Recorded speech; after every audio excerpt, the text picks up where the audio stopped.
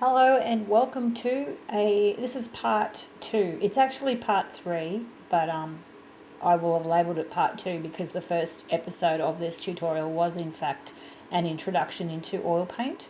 So that runs through what I used and all the rest of it.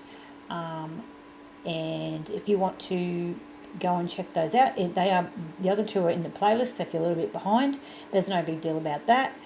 This is the actual photo that we're doing today. I'm doing a voiceover for this first part of the video because my sound didn't record. So we're doing the trees today. I'm hoping to get the grass done, a bit on the sky, and yeah, have it. I would like to call it done today. Now, look, you're welcome to tinker around and fluff on as much as you like. Obviously, because this is a video, I don't want it to go on for hours and hours. So I'm sort of on a bit of a time frame. But if you have followed along, you can just pause it and then get caught up to where you're happy and then continue on with the process if you don't know what to do next or if you feel that you're a little bit lost. So there's no right or wrong here. We're just doing the same sort of thing as last week. We're just going through and putting on the next layer. Now you could do another layer and deepen a lot of this and let it dry and then come back and do the trees. But I've decided today to do this with wet on wet, just to show you what and how and what you need to be careful of, because it's a little bit more tricky than just painting along and then letting it dry and then doing the next step, because you can wipe it off. So if you're doing one layer and you're happy and then you're going over the top with your next layer wet on wet, then perhaps if you make a mistake then you're taking 2 layers off. I hope that makes sense. So you're undoing a lot more than what you if you were happy with that first the second layer and you went to put the trees on and you messed it up, and then you've messed up your layer underneath, so you've lost a little bit more time. Nothing ventured, nothing gained, though. If when I sort of believe that when you're learning, you do need to take risks and make mistakes, just to see how things pan out. Sometimes, you make a mistake and you like it. It doesn't always have to be a bad thing. Now I'm using the same palette. I just put some Gladrup over it. My red is that reddy orange is a little bit hard, but I'm going to use it anyway. It's titanium white, a bit of yellow ochre, that Viridian green, which is staining everything, and that is a Mars black. I like the Mars black because it's a little bit warmer than the ivory black, especially for this kind of thing. But look, just go with what you've got. You don't need to rush out and buy anything. Okay, that's the whole idea of this, is just to use simple colours that are easily obtainable and get something down on the canvas and not be frightened to have a go. Okay, so we've got some yellow ochre and some Payne's grey there as well. We're going to do a little bit on the sky. You'll see that I think I'm about to do that now. Oh, I had bugs land on my painting while it was drying, because we've had some really wet weather and we get all of these little bugs, and they decided to do a face plant into my sky. So I had a few bugs to sort of scratch off, and there's a little bit of, you can see there's a little bit of remnants of little tiny bugs. That's fine. I'll just paint them in. That's okay. It's just part of life. We just have to move on. So I picked what I could off, or brushed what I could off. And they kind of were splattered in there. It's fine. It really is. My trees pretty much will cover that anyway. So it's not a big deal. So I've actually added some blue to the palette, I believe, and we're going to use the blue and the green on the grass, just for a little bit more, because you can see a little bit of the white poking through there, and I didn't really want that. You can see the middle part there. It's a little bit lighter, kind of made it like a little hill, so the trees will be sitting, almost look like they're sitting on a mountain top. And anyway, we're going to go in with yellow ochre to get this the sky. The rest of that cloud needs to come down, because otherwise it's a little bit stark with the grey and the yellow. You might be happy with it how it is. You might have brought your sky down a little bit lower than mine, and you might be happy with it. But I've decided to go in with the yellow ochre and just give that a bit of a darken up. I'm also adding a little bit of the red to bring out some darker, deeper colours. It is a sunset after all, so I'm trying to reciprocate that cloud, and you can kind of see that it's underneath that all that grey, which looks like rain clouds to me. It's under there, and you'll see after that I do blend that a little bit into the grey, but at this stage I'm just blocking down the colour. So my table's quite small today, so this is just a process of putting down the colour, and then we'll move on to the next step.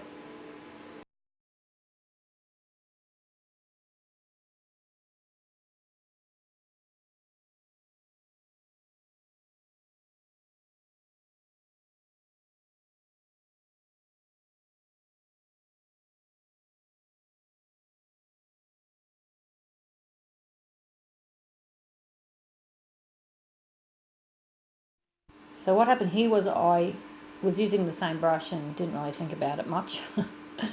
I think I was talking to the air because the mic wasn't actually working, but I was talking, so yeah, don't tell anyone that. But I have mixed a little bit of paint with it, and it's kind of a little bit green, but you know, it doesn't really matter because the sky can sometimes be a little bit green like that, and it's in the picture it even looks a little bit green, so where the sun's shining through. So I'm not too worried at this point. I'm just adding in the highlights here. It's probably a little bit darker than I would have liked it, but I'm just going with it. So adding in some more highlights where the sun, because the sun is on that side behind the trees. So I'm just adding a little bit of the lighter. It has yellow in it. Doesn't really show up so well on here, but it does have a bit of yellow in it. And this is what I mean. If you were going and doing another layer, you could have done this maybe halfway through the week, and just got some more depth and colour on there. But I never actually did that. I never actually got to record anything until today. So I'm doing it here with you guys. And I wasn't really happy with how that went, so I just got a piece of paper towel and I'm rubbing it. Now when you do this, you want to make sure that you're going towards the wet paint that you've already put on. Don't smudge it down, because then you're going to smudge it over the yellow. So you just want to wipe where you're going to be putting the correction, like where you're going to be putting the corrective paint. I'll do that in a minute, I think. I just wasn't happy with the colour. So we are just going through it with some lighter colours. I'm just going to clean that off with my dirty oil and get some lighter colours on there. Oh, flicking it everywhere today. Just going to dab that through there.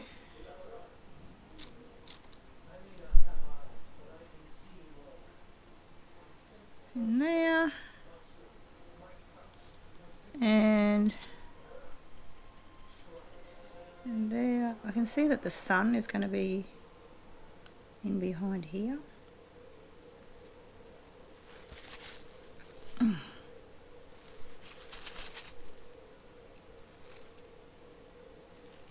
So I'm going to make a brighter yellow.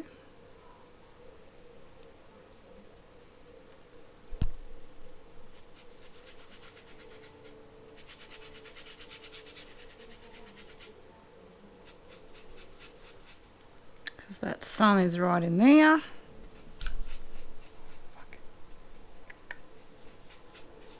Oops, I keep clicking on that and it's very...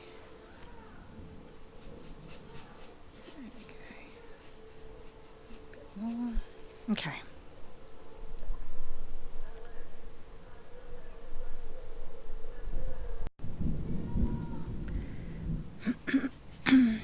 Now in the picture, that's quite high up, but because I sort of decided that I wanted to keep a bit more of this yellow, so I've cut a bit of that out.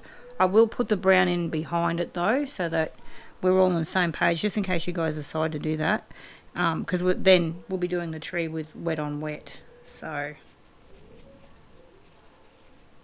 That's a little bit too red, but that's okay. We can just mix that with a bit of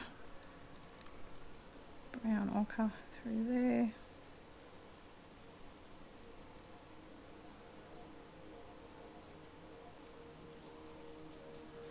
I'm just trying to blend that in there a bit.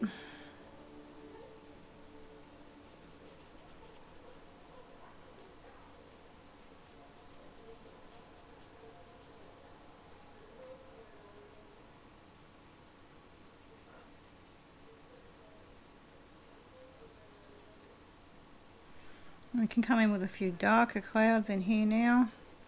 Oop, something hard there. I don't know what that is. So, and as I said, I'm not going to spend too long. This you can continue to fluff on if you want to. That's fine. A bit more blue with that blue.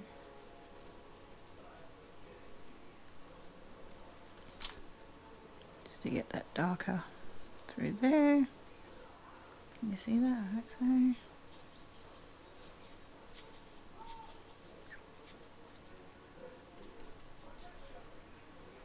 It's a little bit hard too because we've got some time restraints when it comes to videos. It'll be easier when I can go live and then we can all paint together, which would be great.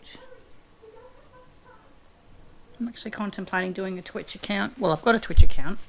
I just need to get set up so that I can go live, and then we can do this live in live time and actually chat while I'm doing it, which would be good. Now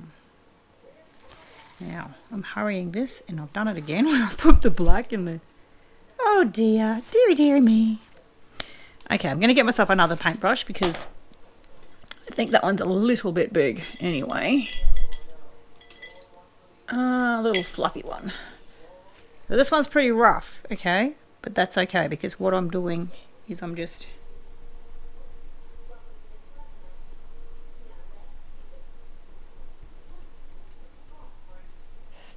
blending those edges a little bit so they're not as hard.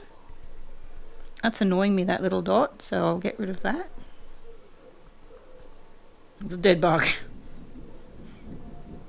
Hey, if a man can stick a banana on a canvas and call it done, as far as the painting goes, I can have dead bugs. So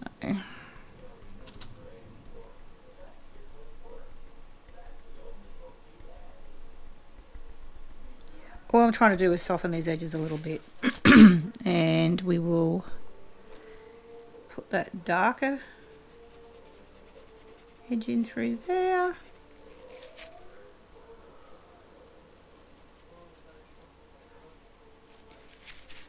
Okay.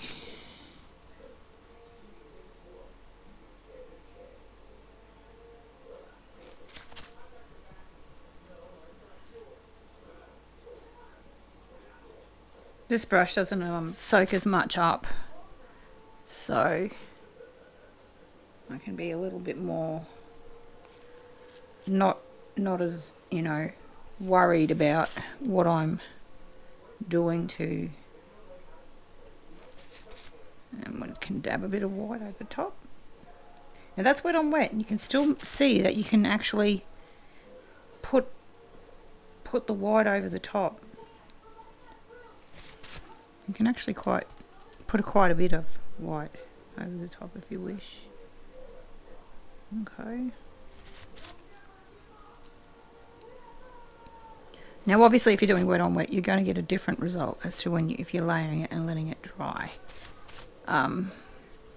You also have to be aware that you are mixing colours together, in a sense that you're putting wet colours on other wet colours. And you could possibly get bleeding through. So your techniques and your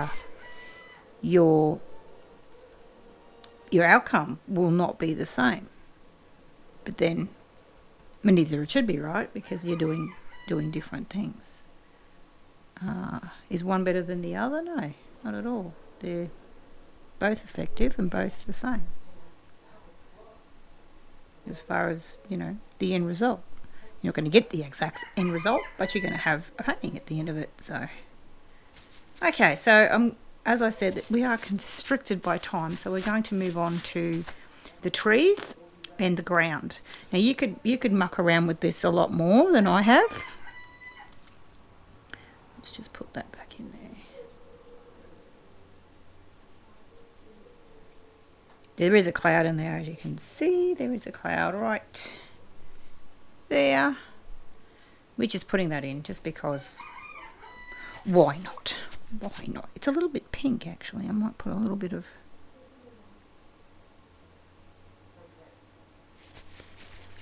Can tone that down. My reds and that with this paint, they're incredibly pigmented, so I have to be very careful. And that's a lot of the reason why I tend to let them dry in their layers, because I do find that they do grab really quickly and really intensely, and sometimes I don't get a chance to move it around as much as I would like. Now, I did say we were going to move on to the tree. See what I mean? Yeah. Now you can fiddle around with this. Oh, there's my rooster again. Hello. You can fiddle around with this as much as you want to get the desired effect. All I'm doing is I'm tapping it. I'm not rubbing anything hard. Especially if you're doing wet on wet, you want to just lightly place the paint. You don't want to drive it into the canvas, because if you start doing that, you're going to get a really muddy mess, and then you're going to want to come in with a tissue and wipe it off and start again. So we're going to move on to the trees now. Okie dokie. So let's get on to the trees. The moment we've been waiting for. If you want to keep going with this up here, I mean, you probably would be putting in. Oh boy, that's the other rooster. You want to be putting in a bit of lighter grey. You can. Oh look, see, this is what happens. Start to get a little bit. Right. So I've just added that little bit of. Let me just drag that down a little bit so you can see it. Drag it over and down. Just added a little bit more highlights over here. Just rubbing that lightly over that. Okay, no big deal. Now we're going to move on to oops, got paint all over me. Now we're going to move on to the trees.